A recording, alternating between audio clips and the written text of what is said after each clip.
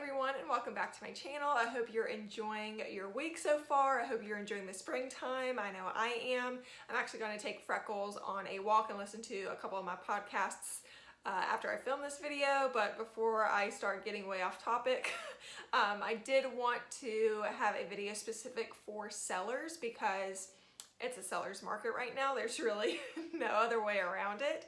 And especially if you are in a desirable location, if you've taken care of the home, if you've done repairs and updates, things like that, you are really sitting pretty. So I did want to chat about the costs associated when you do list your home and put it on the market. But before we dive in, I would really appreciate it if you hit that subscribe button right down there and help me reach my goal of 100 subscribers. And yeah, let's dive in.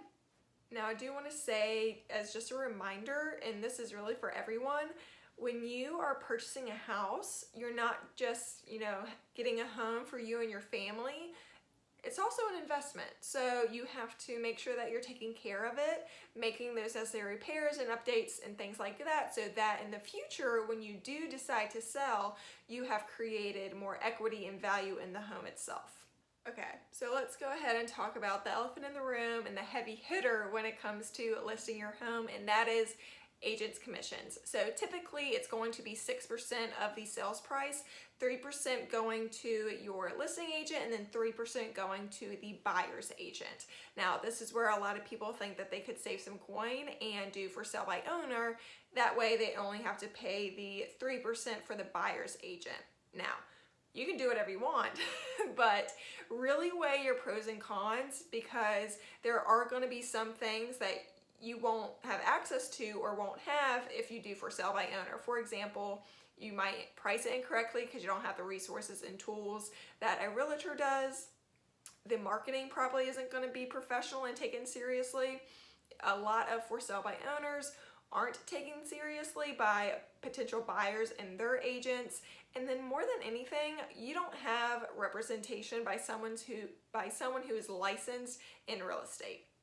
Next is inspections and repairs. Now, home inspections are on the buyer's side, so that's not something that you would pay for. However, it's super common for sellers to pay for a termite inspection. These aren't really expensive, less than $100, closer to about 75 really in my experience. But if you did agree in the contract that you would make repairs up to a certain amount from the inspections done, home inspection, maybe radon, termite, things like that, that needed to be repaired, then the buyer would prioritize, what they wanted to be done up to a certain amount. So for example, let's say that in the contract you agree to make up to $1,000 of repairs based on the home inspection.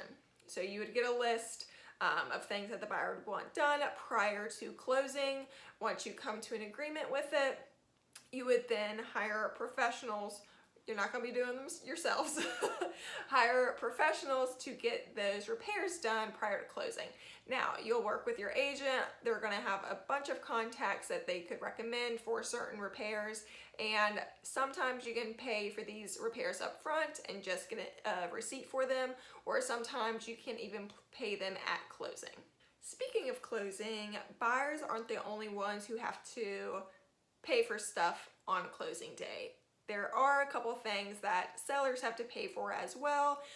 These can include, maybe some fees from the closing company itself for doing their jobs. But the bigger ones would definitely be mortgage payoff and, of course, taxes, because that's just how the world works. Therefore, it's really important to work with your agent in finalizing that list price for the home that's appropriate for the condition of the home, location, any updates, stuff like that, as well as the local market and how it's moving, because the ultimate goal is for you to walk away with as much proceeds as possible to then use to purchase another home, or really whatever you want to do.